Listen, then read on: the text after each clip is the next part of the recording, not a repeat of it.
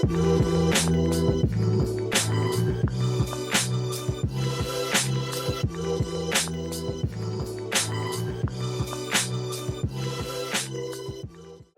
Oliver, how you doing? I'm Tyler.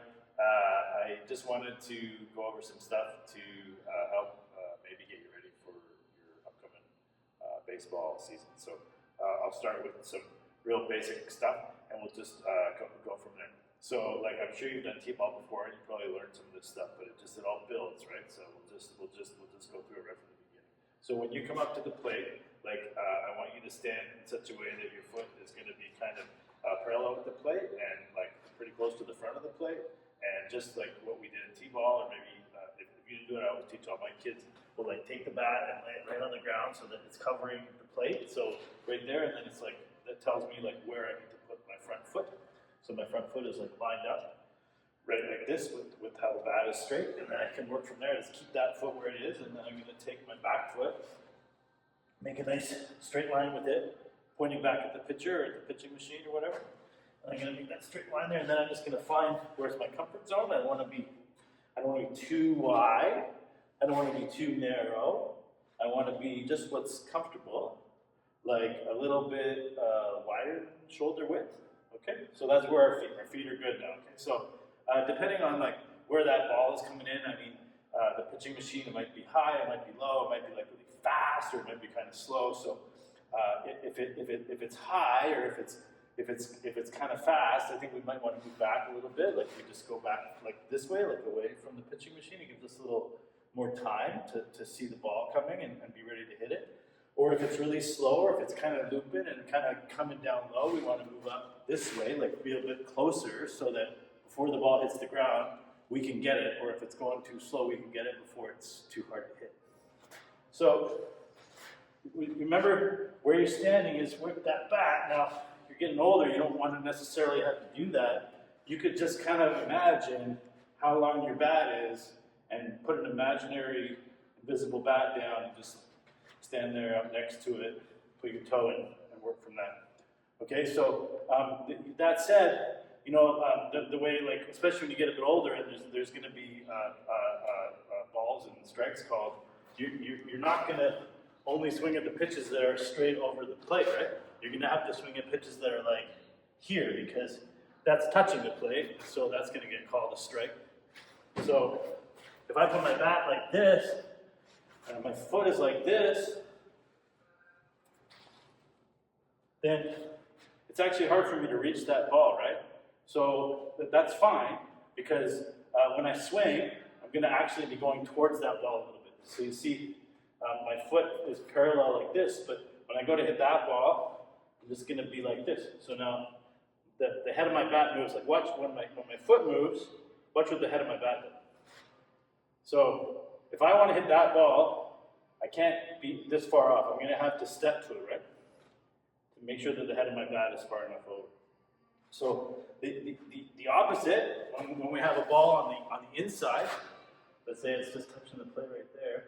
So now, it's tempting for you to say, want to step back even farther, right? But if you do that, you can hit this ball, but yeah, I don't think you're going to be able to hit that one. So what you want to do on the inside pitch, remember our little alignment trick? Hey, you know who does this alignment trick? Is Shohei, right? Like, I used to think it was funny when I would see kids doing it when they got older than T-ball, but literally Shohei Ohtani does that every time he goes to bat in the major leagues, so I wouldn't be embarrassed. Okay, so for the inside pitches, we want to make sure that we're getting our hands through, so that we're not going to stride open like this to try to get the bat. We're going to make sure that our body stays closed like this, and we're just going to get our hands through, and then we're going to go make sure that we get our bat out front, and then boom, we can hit it. So, like if I just go swing like this, that ball is going to hit me right here on the shaft of my bat. It might break the bat. It'll really vibrate and hurt. So what we want to do on the inside pitch is get our hands through the inside and go really fast and hit it out there. Okay? So contact point is an important thing.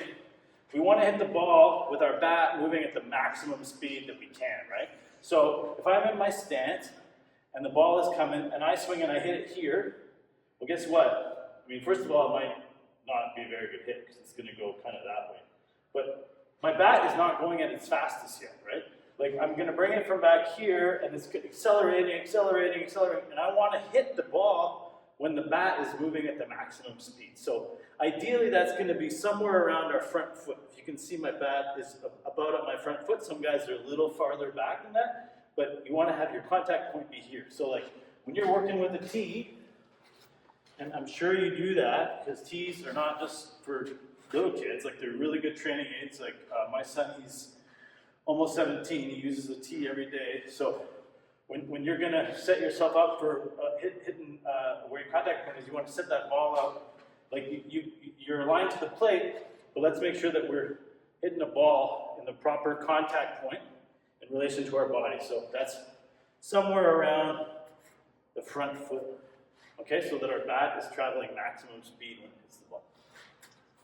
So, how do we get ready to swing? How do we know when to swing? If the ball's coming fast, I have to decide to swing before I know if it's a good pitch or not.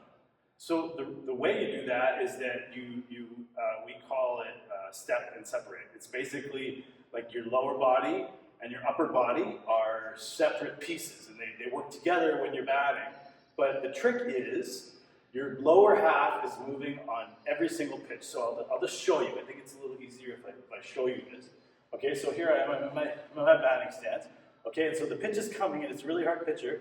So I got to be like, so I'm not going to swing. Don't, just watch my lower body. Okay, so every time I do this, I'm ready to swing. Right, so step and separate means step, right? And you don't have to step, it depends what you like. Some people just lift it, or even just transfer the weight, but some guys have a big high leg kick. I'm not sure, we'll have to see what your swing looks like, but whatever that step looks like, the step part is the lower body activating, right? Getting your power going in the bottom half, so that when you decide that you want to swing, well, guess what? You're already swinging, so you just have to follow through with the top half. So it's every pitch coming. Oh, okay, here's the pitch coming. Is it a good one? Is it a good one? I don't know, but I'm looking at it and it's coming. I'm like, oh, it's going down. I've already started. My whole lower body is ready, and now I just have to finish with the upper body. Okay, so just remember that step and separate, so that they're two separate motions. And you're starting every pitch just in case you decide you want to swing it that way. Okay, so where do your hands need to be? We got our lower body kind of figured out, right? We got our alignment to the plate. These bent, I don't think I mentioned that before, are kind of butt sticking out a little bit. Now, I got my chest is parallel, lined up with my feet and my knees.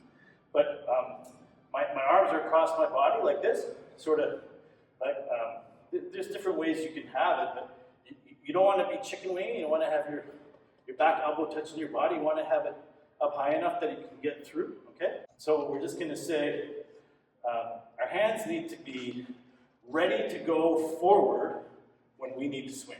So I'll just show you like what. Okay, here. So here, my hands are really low, right? So now when I want to swing, I can't swing from here, right? That's a really weird looking swing. So actually, when I swing, my hands need to be back because my swing is like coming from the back to the front. So if I keep my hands really low, then when I go to swing, I've got to actually move my hands back so I can move forward. So what we want to do is make sure that our hands are back where they need to be at the moment that we start swinging. So that's fine. There's all kinds of different styles of batting stances. Like you might have a funny one like this. I don't know. But it's fine. As long as you get your hands to this place, right where my hands are, right here, right now, when you're ready to swing, then everything else will work out. Okay? So we just don't want to be stuck with our hands too low and need to get up, or too high and needing to come down. We want them here when it's time to swing. We want to be short to the ball. So what does short to the ball mean? Short to the ball means minimum amount of bat travel to get the bat on the ball at the highest speed. So if I showed you a big swing and then a compact swing, you can see the difference. Okay, so here's the big swing first of all. Okay, that's kind of slow. And now here's the compact swing. So the difference is if I go big, the bat has to go like way farther. It's in a big circle. It takes forever to get there. And it's not going its fastest necessarily when it hits the ball. If I'm short to the ball, it's coming through and it's accelerating, and then hopefully my contact point is out front and accelerating when it gets to the ball. Okay, so remember contact point, we talked about that earlier. So when we actually come to make contact with the ball, that's another thing we want to do. We don't want to be slapping at it. I think you did coach pitch last year, so probably you saw a lot of kids doing like just kind of waving their bat at it and not really hitting it as hard as they can, right? But to hit a ball as hard as you can, you got to be gripping the ball, gripping the bat tight enough. Not too tight to go crazy, but you want to grip that bat tight enough that when you hit the ball, you don't have any risk of getting vibrations and making your hands feel all, you know, that gross, like kind of ringing sensation you get. So grip the bat tight, but not too tight. And then, I mean, this is another one. Swing hard, but not crazy. We want to stay within ourselves, right? So we're pushing through the ball, and we're swinging hard and in control. But how do we stay in control? So one really important thing is our head. So some people might want to have their heads tilted this way or this way a little bit, or just straight up. But the thing that is common to all good hitters, I think, is that their head stays in one place when they're swinging, all the way through contact. So if it's like my head is like this, some people say like chin on your shoulder. I mean, I don't know if it fits like that for you, great. But what you want to do is when you swing, you want your head to stay in like that so that you have the maximum chance of your eyeballs being on the ball right the way until it hits your bat. Okay? If your head comes out, which is what happens to a lot of guys when they swing hard, you're never going to hit the ball. I mean, you might, but it won't be a good hit.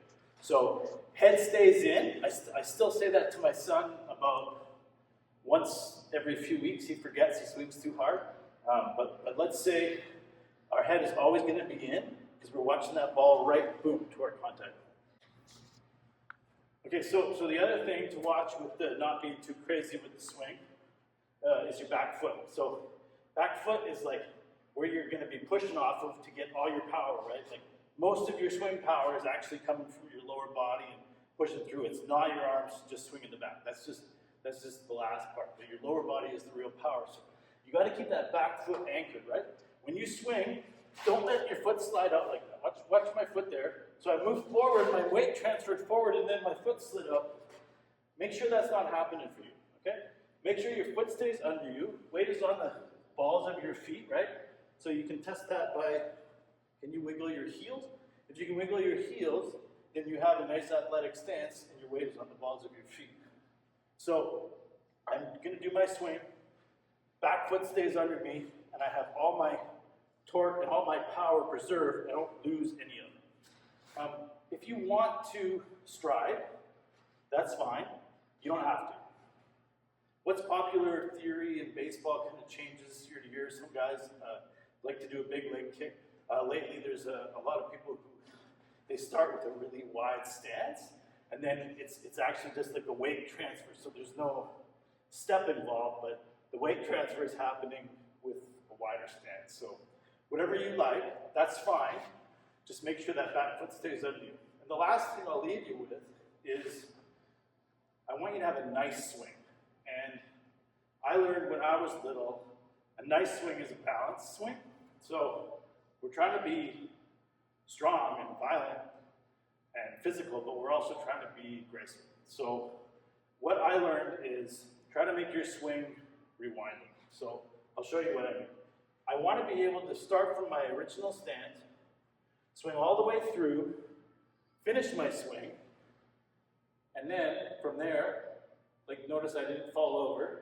I want to be able to go like pretend I'm like rewinding myself on video and come right back to the same spot. Okay? So here, I'll show you a little faster. See, I'm staying balanced, and now I can just come all the way back. I'll show you what an unbalanced swing looks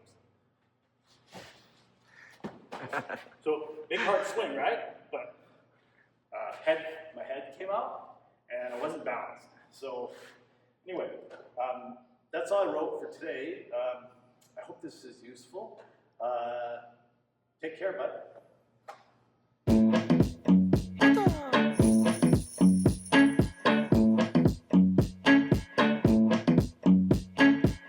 I read the rules before I broke them. I broke the chains before they choked me out.